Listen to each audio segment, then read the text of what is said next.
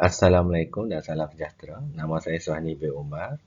Nombor metrik 229811. Dan hari ini saya akan membicarakan tentang Artificial Intelligence AI ataupun dalam bahasa Melayu adalah kecerdasan buatan. Baik, apakah yang dimaksudkan dengan kecerdasan buatan? Okey, kecerdasan buatan adalah bidang kajian yang dikhususkan dalam bidang sains komputer dalam membina sistem atau mesin yang pintar dan mampu melaksanakan tugas yang biasanya dilakukan oleh pemikiran manusia.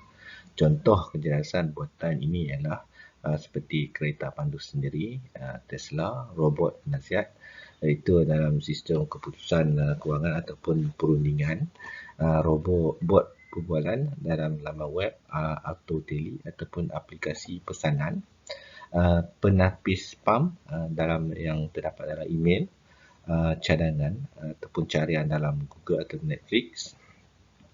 Itu adalah contoh-contoh kegunaan Artificial Intelligence.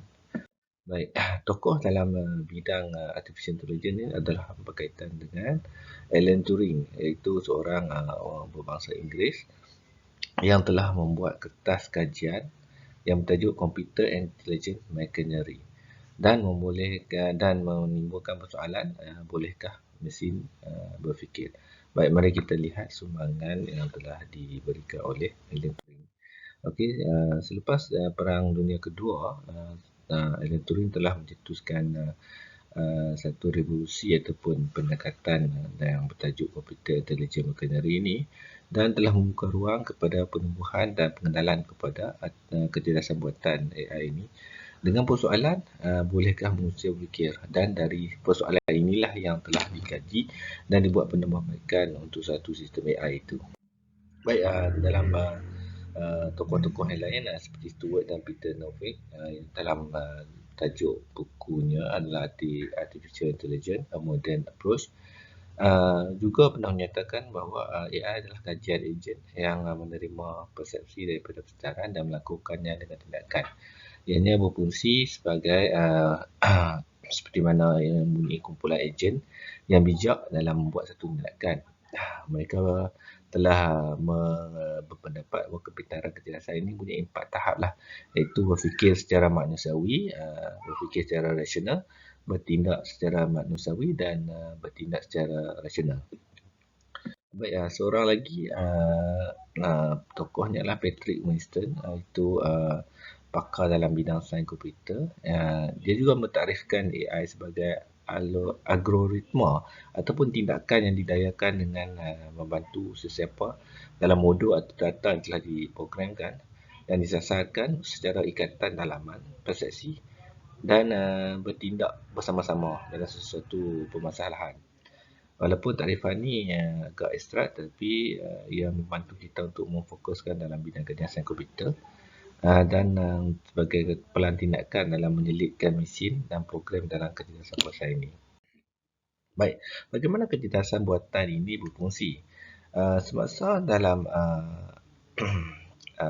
Expo di Jepun, AI Experience pada 2017, seorang ketua eksekutif pegawai pemasaran syarikat data robot telah menyatakan AI adalah satu komputer yang mampu melaksanakan tugas yang biasanya memerlukan kecerdasan manusia, dan kebanyakan sistem kecerdasan buatan ini dikuasakan dan pembelajarannya dilakukan oleh mesin.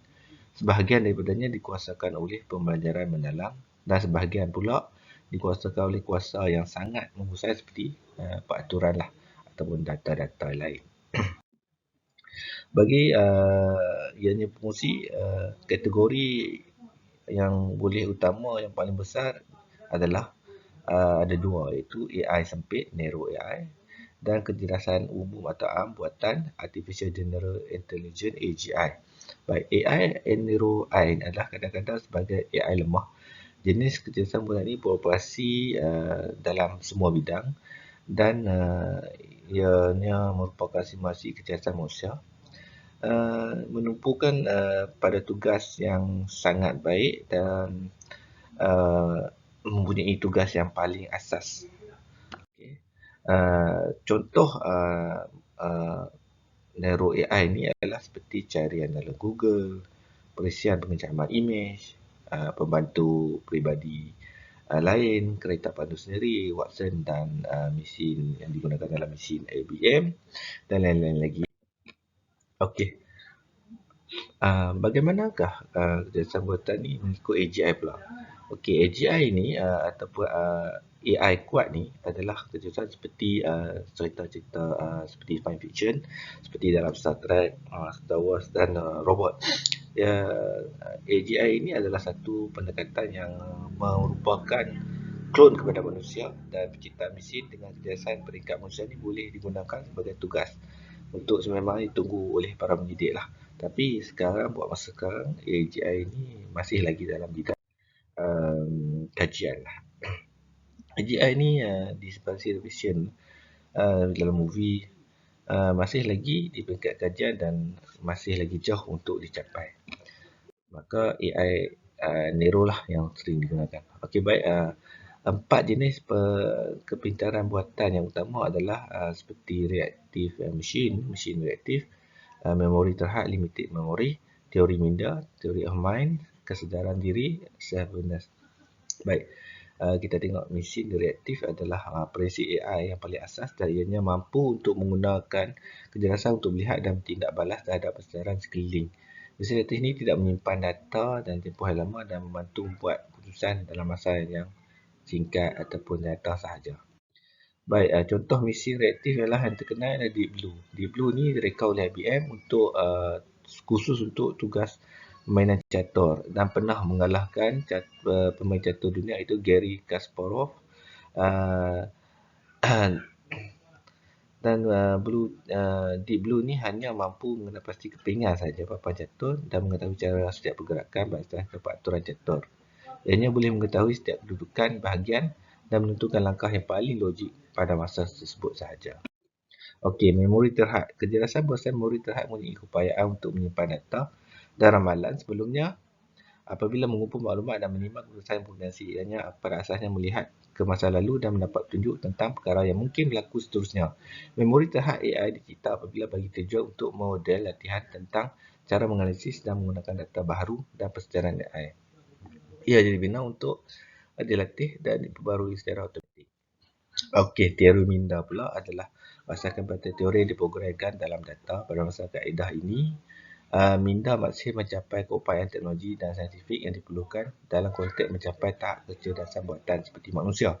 Konsep ini berdasarkan sifat faktorologi dan pemahaman bahawa hidupan lain mempunyai pemikiran dan emosi.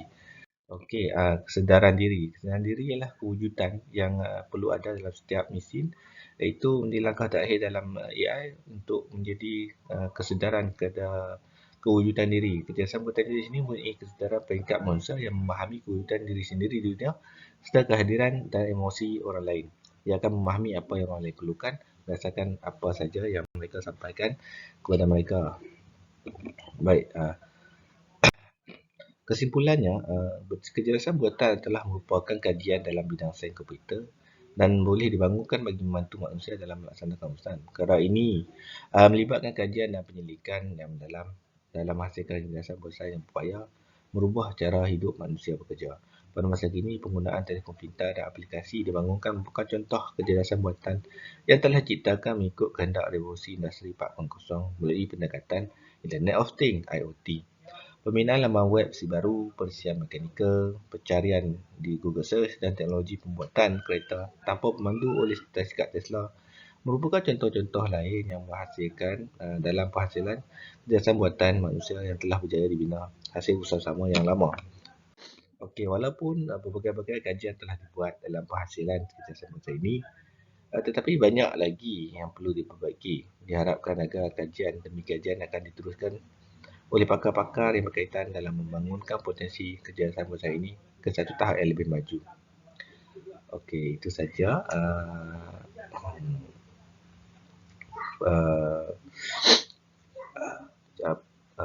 Itu saja yang saya boleh simpulkan, dan setakat ini saja. Sekian, terima kasih.